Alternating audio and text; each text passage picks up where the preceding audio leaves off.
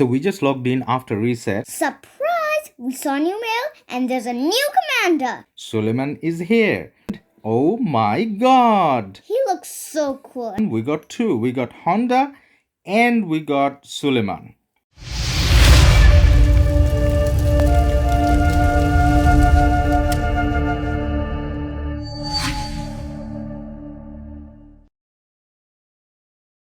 Two new commanders?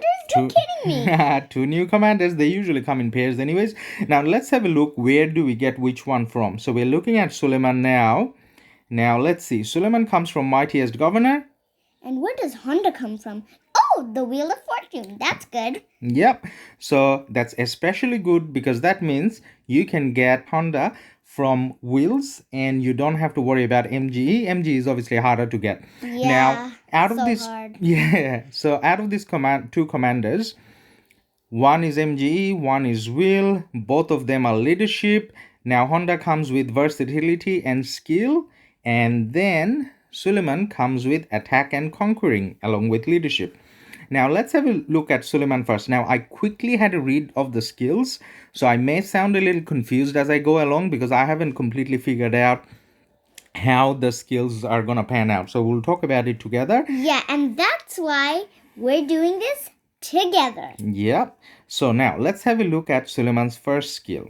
So the first one, Magnificent Sultan. So what does it do?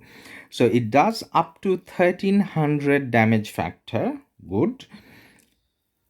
And when the target has less than 50% rage, it decreases the defense and health of the target for 2 seconds.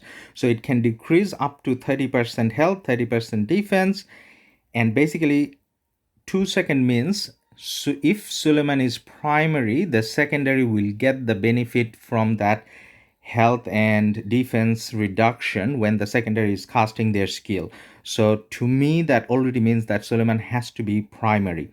Now, the other thing that first skill means to me is it's saying that Suleiman will get the benefit when the enemy has less than 50% rage. Now, when can that happen? That can happen when the enemy has cast their skill first. So Suleiman can't be one of those commanders where you put the horn or something along those lines. So you want Suleiman to have a little slower cycle of rage and skill casting. Now the second one, lot easier to understand. So you get 15% attack bonus, you get 15% defense bonus, and damage taken reduction is 10%. So it does make him a bit more tanky, gives him a little bit more attack. Now it doesn't have any conditions. It's a passive skill, so you have it all the time. Now the next skill, Siege of Vienna. What does that do? So normal attack reduced and skill damage reduced on the enemy, obviously. So 20% reduction and 20% reduction. Now that only happens when you're attacking cities or strongholds. So that's not an open field skill, guys. So you only benefit from it when you're doing a rally. Well, not necessarily a rally. You can or be garrison or something. No, not garrison. You only city and stronghold attack. So when you could be doing a rally or you could be solo hitting it, I guess. But either way, you get that only at that time. Now there's skill damage, 3-second reduction, 5-second cooldown. So not much to read into that. Now looking at the fourth skill. It's Janissary. Yeah. So Isn't that an archer unit? Yep, that's the what's it called? Tier 4. Specialized unit, tier 4, tier 5 of Ottoman. So this guy is Ottoman as well, Suleiman. So now in terms of their fourth skill, Janissary, as I mentioned, so you need to have mixed troops. So if you have mixed troops, then you get normal attack bonus up to 5% and you get skill damage bonus up to 50%. There's this cooldown.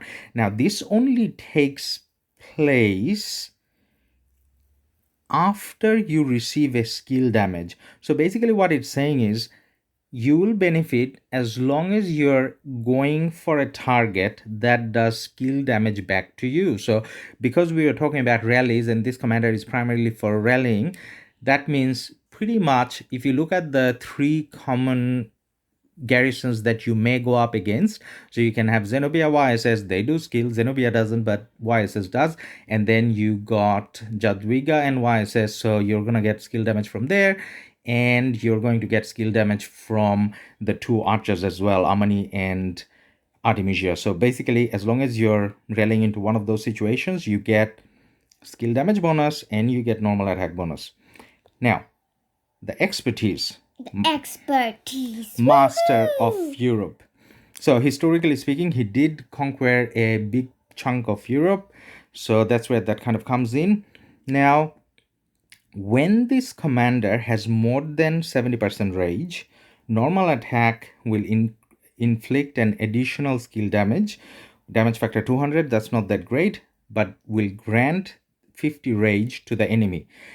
Now, this is an interesting skill. So you do not get the extra rage, you give the enemy extra rage. So why are you maxing this commander so that you can give rage to the enemy? That's interesting, but that kind of ties in all the skills Suleiman has, especially his primary, because by giving the extra 50 rage to the enemy, you're ensuring that the enemy will cast their skill first, and that way you will be able to cast second, and then in that case the enemy will have less than 50% rage because they just cast their skill, and that way you get the health and defense bonus. So Suleiman's skills will benefit from that reduction, and then your secondaries skills will benefit from it as well. You're so smart, and the game is so smart. The game is pretty smart. Now also the third skill where it says, no, not the third, where the fourth skill, when it says that you will have 50% skill damage boost upon suffering a skill. So that means your skills will get a 50% boost as well because of this third passive skill. So pretty much Suleiman is someone that you need to max to use.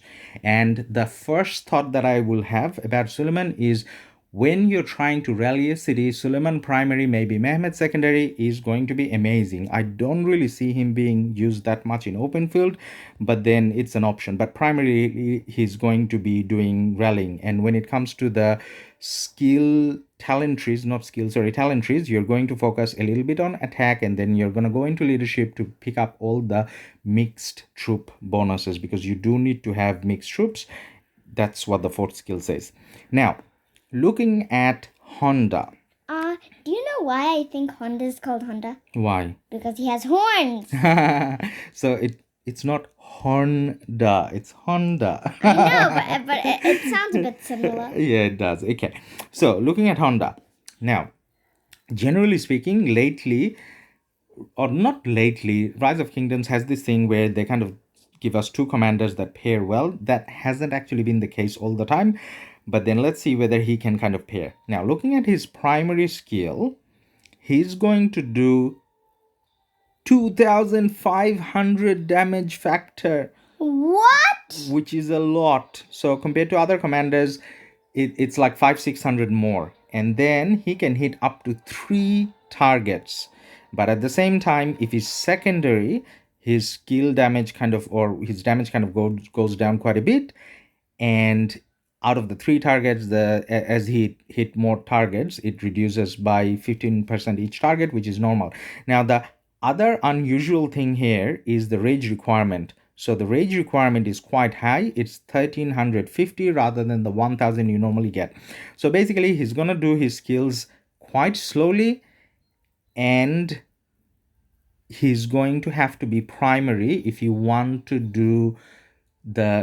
get the big damage, which is 2500. But even if it needs more, its power is amazing, so I guess it's worth it? In a way, but then at the same time, if you're doing open field fighting, then by the time you can cast your skill, the enemy kind of walks away normally, saying that he does have skill, so you can benefit from putting some extra points into feral nature. That way you get a little bit more. So anyways, we'll talk about that a little bit more. Let's have a look at the second skill.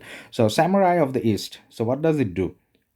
This is good. So it has increased march speed. You can get up to 20% march speed.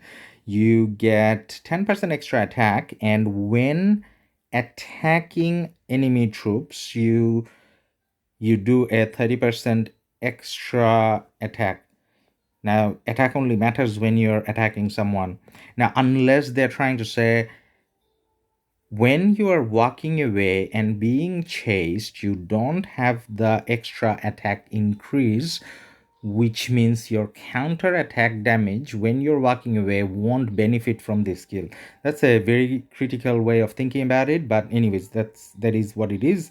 You probably care more about when you're attacking, in which case you get 30% increased attack. Now, looking at the third skill, passive, Samurai among Samurai. What does this do? Troop led by this commander takes reduced damage. Okay, so 5% reduced damage, so makes him a bit tanky. Direct damage factor 200 over time. Okay, after active skills, it has an ongoing damage, and then reduces the march speed of the enemy up to 50%. So that's not bad. So you can use him on the open field, because obviously if you're rallying, then reducing the march speed doesn't matter. Question. Yes. Or point out. Yeah. Isn't Samurai another special unit? Samurai is another special unit. That's the Japanese special unit infantry. We don't see that too often because people don't play with Japan too much, because their other bonuses are not that great. Now, moving on, we are looking at the fourth skill, difficult to Tokugawa Heavenly Kin. Okay, well, no, we can pronounce. Okay, so troops led by this commander gains increased capacity, typical of leadership commanders, not a bad thing, and then deals more damage, 5% increased per unit lost. 5% or with 2 or more different units. Okay, so it can do up to 5% extra skill damage if you have 2 or more units. Okay, that's good. Now the next bit, increase skill damage per 8% unit lost. The skill damage bonus cannot exceed 60%. Okay, so this is, so where it says skill damage bonus up to 5%, I think you get that as long as you have more than 2 type of troops. And then as your march gets lower when fighting in open field or rally, actually increase skill damage 8% per unit lost. So basically you can get up to 60% skill damage bonus. Is that what it's saying? I think that's what it's saying. So you have a lot of skill damage coming from this commander. As a rally leader. If he's the rally lead, you will be losing, and the reinforcements will still be benefiting from the whole skill damage increase. So basically 60% skill damage increase. I think that's what I'm going to go with, because it's a little confusing at the moment. Yeah, confusing skill. Up to 60%. Okay, mixed troops, you get up to 60% skill damage in a rally situation. Yeah, okay. Now, having a look at the last skill. Now, this one is not that great. It's talking about 30% reduced damage taken from normal attacks. That part is good, but then the second line, this effect can trigger only 57 times per hour after leaving your city. So that's 1 every 10 or 11 turns, I think. 30% reduced normal attack damage doesn't cause that much of a damage anyway, so that 30% reduction is not that great, especially when you get it once every 11 turns or something. And the 57, I think someone mentioned, it comes from him historically winning 57 battles or being unbeaten 57 times, something along those lines. But either way, so how do you summarize this commander? So this commander, as much as he doesn't do as much damage as secondary, 1250 is not that bad, especially when you add in the extra 50% skill damage that he does when he's lower than when he starts losing troops. So that's not horrible. I'm kind of thinking that if you had to pair him with Suleiman, then I'm probably gonna bite the bullet on the damage reduction as a secondary, and I'll still put Suleiman as primary, because that way you get the health and defense reduction, and there's a bit of a skill damage increase here, and there's a bit of a skill damage increase here. So overall, as much as the total damage is reduced a little bit, you still get quite a bit of damage out of that pair. And then yes, if you put him as primary, then Suleiman's skill kind of primary skill kind of benefits, because you will be casting second, but I really want Suleiman to cast it his skill first, because to me the 30% health reduction and 30% defense reduction is a bigger deal than the damage factor. I would probably put it that way.